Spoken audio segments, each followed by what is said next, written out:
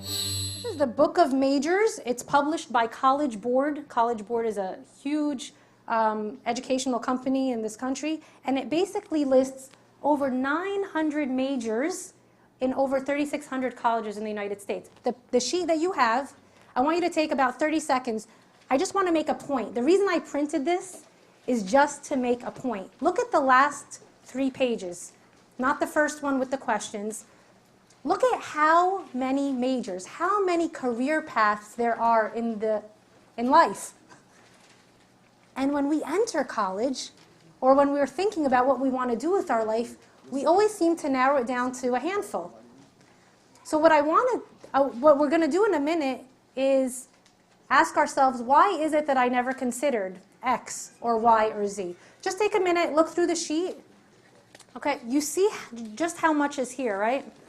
I want to say that it's very important to be open to all options.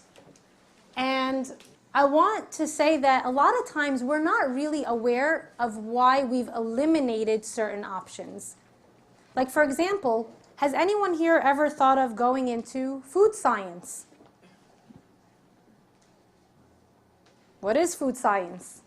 It's how, for example, Cadbury puts together their chocolate bar, the flavor of the bar. It's the scientific and chemical makeup of that chocolate and what makes it Cadbury better than Hershey's or better than Nestle. It's how do I market it to kids? What should the packaging look like? That gets into marketing, but the food scientists talk to the marketers. Okay? Why have I never considered it? Maybe I've never been exposed to it. Or maybe I think that's just something for like really smart people. Something prevented me from considering that option, right? And we have to be aware of that. Some of the major reasons we eliminate options have to do with what's up here. Cultural influences. For example, a mechanical engineer. Some of us might never consider being a mechanical engineer. Or we might think it's the only thing I can be because it's what my dad was. And that's how success is defined in our family, right? So cultural influences from our family, our parents, gender influences. I am not kidding you this. My daughter is 2.5 years old, Grace. So we went to visit someplace like last week, and they had these like little plastic firefighter hats. And I said, oh, you know, and Abuna wasn't with us. I said, oh, guys, put the firefighter hats on. I'm going to take a picture for Bubba so I can send it to him. Gracie said, that's for Joseph. That's not for girls. She's 2.5. She's 2.5. She's already constructed, been socialized, put together whatever signals and messages are around her to make her think and believe firefighter is just for men. And we know that's not true, although in general, it's for men for obvious reasons, you know, physical ability and strength and so forth. But even being a police officer, a lot of young kids from even that age will tell you, oh, that's for boys, that's for men. There's a lot of ranks in the police academy. There's a lot of administrative roles. There's a lot of benefits to entering that field. Why haven't certain young women considered it? Could be cultural, could be gender, could be other. And then, of course, our values and beliefs. Sometimes we just think, like, for example, Abuna and I talk about, well, Abuna talks to me about this, but we talk together. How come in our community, and our community is unique because we're a newer immigrant community, we don't have any people in politics. We don't have we don't have a governor. We don't really have a mayor or a senator or even a councilman. Why is it that, I mean, it's not just coincidence that probably the majority of us, if not every single one of us in this room, never considered to be an activist in the political arena. There's a reason. It might be that I think, oh, well, that's too difficult, or that's for the white people, or no one will vote for me because my parents weren't born in this country, or it's not accessible, it's just going to be too complicated. Whatever it is, there are reasons we eliminate majors and career options. And what I want to invite you to do is to really take the time just to use these sheets when you go back home to consider there's a lot out there. And I will tell you, there's a lot of really good hidden career choices that people are not going into. And you know what? They provide you the stable life. They provide you the decent, you know, income that you can live off of. and they might actually match your interests, the things you're good at, and the things that you value. So we're not going to come out of this workshop to figure out should I be a doctor or a lawyer or an engineer. It's about what makes sense and considering all the options that are really out there. So college major. The college major does relate to your career decision and what you're going to eventually qualify for. You're going to spend a lot of time studying the courses that are part of your major, and obviously the more qualifications you have, the more likely to get a job in that field. Also, the thing that you decide to major in is going to shape the way you think, right? So like, if you ever talk to like a philosophy major, it's different than maybe someone who was a chemistry major. The way they think, the way they ask questions, the way they perceive the world might be slightly different. Okay, so you're choosing your major, it is a big decision, not just because I got to choose the major that's going to get me into, get me the job that I want, but it's going to really shape who you are, like how you think, what kind of person, what kind of character you have. Okay, so these are majors where you're specifically being prepared for a job or occupation. You're getting a license or a certificate. So if you're going into education, you're probably going to have to do a master's and get your certification. Accounting, you need to go through an accounting program, get the CPA, and then go from there. So that's an example of majors that are going to lead you into a specific job or occupation. There are other majors that we call career-related. So these are aimed at a specific field of employment, but not at a certain job. So for example, if someone goes into journalism, that doesn't necessarily mean they're going to be a journalist. If someone is going to study exercise physiology even, it doesn't mean they're only going to go into one specific type of job. There are still other job options that could be considered. So these are majors where the major that you study is related to your career, but it doesn't land you one single particular job. Like where in education, if you get a master's in education, you're going to be a teacher. If you get a master's in social work, you're going to be a social worker. Whereas here, it's related, but there are options that can be considered for the major. Even like here, family studies is a major. Family studies, you can work in a company, you can work in a school, you can work in a hospital, okay? And then there's the biggest group, which is the non-career specific majors, which are not oriented to any specific career or any specific job, like psychology, English, history, the liberal arts. Okay, oh, I love English. I'm going to study English. Well, that's good. Keep in mind, that's not specifically directing you to a specific career or to a specific job.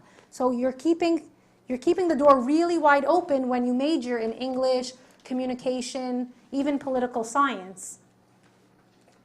So it doesn't result in a specific career or a specific job.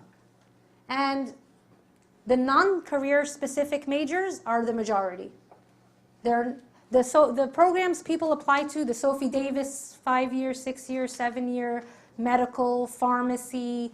I'm not qualifying these. I'm not telling you what's better. I'm just giving you the information so you're aware, because sometimes we're not aware. We're only focused on what it is that we're doing. I'm not going to go through it now, but I am going to send this out to whoever signed up for today. I want to let you know, there are tools on the internet that if you plug in, here's what my interests are, here's what I'm good at, and here's how much money I want to make. Really, they'll give you options, and they'll let you know what majors you might want to consider and what careers or jobs might best match those interests and those abilities and the values that you have related to what kind of if you want to make, how much money you want to make, but also what kind of hours do you want to work? How much flexibility do you want to have in the hours that you work? Okay? So these are really, really good websites. There's others, but I found these two to be the best from what I was able to find. The BLS is the Bureau of Labor Statistics. It's a government website. So you can even just put bls.gov/OCO, And like I said, I could send this out. And the other one is collegecareerlifeplanning.com. And here are just some additional questions. You know, do you like to work with people directly or indirectly? Think about that. I like people. It's not that I don't like them, but I don't want to deal with them all day. Some people might say that. Other people might say, I want to be around people all day. Another question that's not up here is, do you want to set your own schedule, or do you want someone to set your schedule for you? Because in today's world, there is some flexibility around that. Some careers will allow you that flexibility and others will not. What kind of lifestyle do I want? How much am I willing to exert myself physically on the job? And when I say that, you might be thinking, oh, physically? Like, are you thinking construction work? No, I'm thinking like if you're a physical therapist, do you realize the amount of physical exertion that is involved? If you're a nurse, I'm looking at Karina. Do you realize the amount of physical exertion? Nursing, by the way, is a wonderful career that is underrepresented by men, which actually requires a lot of physical exertion. And actually, men who go into the nursing field are in high demand because there's not enough of them. Again, you'd have to consider what kind of lifestyle it offers you. It's longer days, what kind of income. You can work in different settings. It does offer that kind of variety. So, again, these are all things to consider. And here's the last one's also important. Do you prefer to work alone or in a team? Because some people are really, their best comes out when they're alone. And other people, their best comes out when they're working in a group with people. And for some of us, it goes both ways. But ask yourself that question too, because that can help you identify the direction you're taking. So the last thing here is just a grid career planning process. 1, consider what are your strengths and abilities, what are your interests, what do you value. You have to start there. You can't just jump the ball and what should my major be, where am I going to get in, what job am I going to get. You have to really make it personal. And when your parents or other people put pressure on you, you have to let them go back to that other slide. Tell them, Mom, I'm going to be studying for the next 4 to whatever it is, 5, 10 years. I'm going to be working possibly the rest of my life. Let me have a say in this. Let me have a say, but with some realistic framework. Identify your career possibilities and then start the networking, talking to people, doing an internship, volunteering at a hospital, volunteering in a school, volunteering in a church. What are the ways to network? There's a program called shadowing. You can actually ask someone if you can shadow them for a day in their job. And most places, most careers, most organizations will let you. Can I come to work with you for half a day? Can I actually just be your shadow and just watch what it looks and feels like to be you for a day or for half a day? Shadowing is very powerful. Mentorship. Find someone or some people who do the things that you think you want to do and have them mentor you about what it would really take for you to get to the place that they're at. Shadowing, mentoring. Here's another one. Informational interviews. People don't talk about those. You can actually contact someone in a hospital, school, whatever place that you think has a position that might be of interest to you. And you might say, I'd like to know if I can schedule a 15-minute informational interview with the events coordinator, if that's something that interests you. And what is that? What is an informational interview? It's a chance for you to ask some very basic questions to that person just to learn about their job, their position. And it's common practice. It's actually something it's actually, if you think about it, a great way to strike a relationship out of nowhere. Because sometimes you're like, well, my circle of people, I don't know that many people that do a lot of the things, that are different or that I'm not, things that I might not be exposed to. You can actually go on the internet, go in a phone directory and, look up a law firm and look up, I don't know, maybe an attorney that specializes in child adoption. Maybe that's something that really has a special place for you. I want to work with children during the adoption process or families during the adoption process. And you find someone who does that, because the likelihood of knowing someone maybe in our small circle is not as likely. You call them, or you contact their secretary, or you email them and say, can I schedule an informational interview? And you ask them some questions. What do you do at the end of the interview? Can I have your number? Make sure you have the right number, the right email. You send them a thank you. All of a sudden, you just struck a relationship with someone, right? If you need them later on, oh, remember I had contacted you a couple of months ago. I'm actually applying to a program now, and I was really inspired by our conversation, and I would really appreciate if you could allow me to come and volunteer for 5 hours a week at your firm so I can learn. It's all about networking. It's all about relationship. Okay, so we can be creative. We can help each other do so, and I'm sure you're all going to be successful and put before you that whatever you do, do it to the glory of God. Okay, that's the end of this section.